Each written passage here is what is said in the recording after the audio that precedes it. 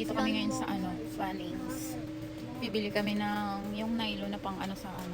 Baka ito yun pa. Ah, yung ganito. Ito. Ginagamit sa ano. Ang tawag doon? Yung, ito siya. Yung ganyan. Yan. Di ba may nakita kami ganyan doon sa ano? Yung tinapo na pero nagagamit pa. Ganyan din yung kulay nun. Ayan. Kaya kailangan namin ng nylon para magagamit namin.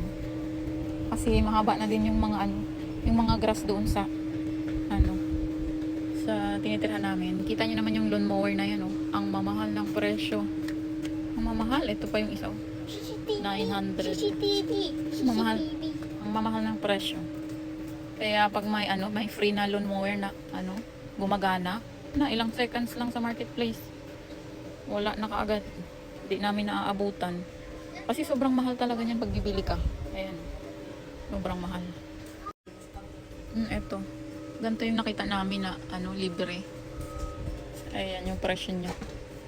99 mahal din. Pero free lang yun. Tapos gumagana. Buti na lang. Dito din kami bumili ng plants. Na yung tinanim ko. Pero doon naman yun sa ibang part. Pero dito din sa ano, Bunnings. Ang dami dito. Parang hardware siya na ano. Basta halo-halo din siya. May mga gamit sa bahay, no? Ganyan siya, oh. Daming ano. Ayan, mga gamit din to sa ano, yung mga bakuran ba. Ayan siya. May mga ano din, mga sapatos. Pang ano din to siguro, yung pag nagtatrabaho ka sa mga ganito, mabibigat. Ayan. Matigas to pag ganyan, oh. Matigas. Roller yan, roller. Ang ganda. Safety shoes pala tawag. Ang ganda, no? Roller. Ang laki nito, kasya mo to. Di mo, dako na pang kaskas.